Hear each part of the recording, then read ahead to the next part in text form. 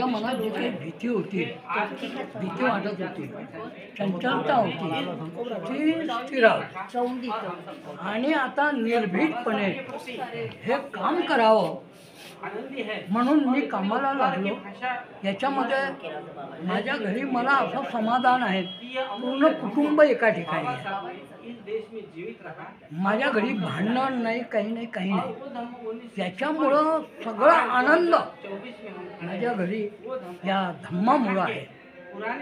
आणि जे काही मी करू शकलो तर ह्या धम्माच्या माध्यमातून 1967 पासून अभ्यास करून आणि 69 मध्ये बहुजन समाज म्हणून एक समिती स्थापन केली.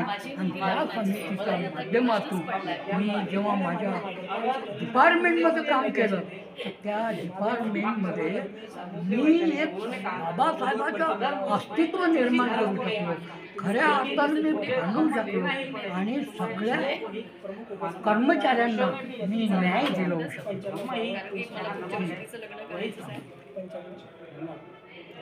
सर, आज बाबा सगळे राजकारणी बाबासाहेब आंबेडकरांचे नाव घेत आहेत आणि जो संसदेमध्ये अमित शहाने बाबासाहेबांचा अपमान केला, तुमचं काय म्हणणं आहे त्या नाही तर ते तर अवल्या तर पहिलेपासूनच बाबासाहेबाच्या विरोधात आहे.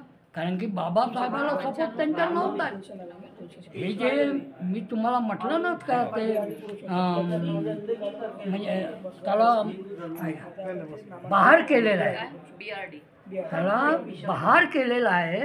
आणि त्यांचा जो पंतप्रधान आहे हा मर्डर केलेला माणूस आहे, तरी पार आहे तो. तर तो तर काही बी बोलू शकतो ना. हे काही नेते लोक नाही आहे, हे गुंडागर्दी करणारे लोक आहे. आणि बाबासाहेबाच्या आधीपासून ते बाबासाहेबाच्या मागं लागलेले. बाबासाहेबाला त्यांनी रोखण्याचा प्रयत्न खूप केला. कारण की त्यांना काय वाटलं, आजचे जे ब्राह्मण आहे ते त्यांना म्हणजे आते मामा म्हणतात, समजले का, ते आत्या.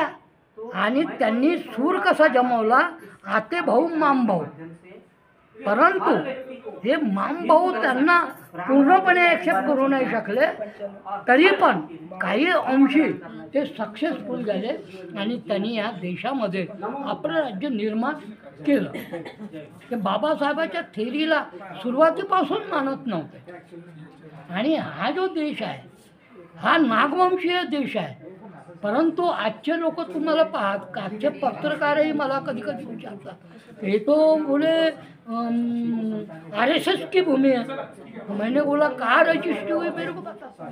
अरे ये तो नाग भूमि है, नाग भूमि में बाबा जन्मे, हम तो नागवंशीय है. और नाग के भूमि में RSS का यहाँ पर कुछ नहीं चलेगा. तो ये जो हो रहा है ना, इसके वजह से हमको भी ऐसा लगता है कि भाई हम कुछ बोल रहे हैं लेकिन इसका अमल नहीं हो रहा. नहीं तो जब तक के हमने स्टैंप नहीं मारे तब तक के RSS कभी भी यहाँ सक्सेसफुल नहीं हुआ, उनका राज नहीं हो पाया. अटल बिहारी वाजपेयी को भी 27 पार्टियों का पंतप्रधान बनना पड़ा, यहाँ तक के था. लेकिन जब हमारे लोग उनको थप्पा मारने लगे तो उनका राज 15 साल से ये देश पे है और इसको हमको मिटाना है बुद्ध बन के.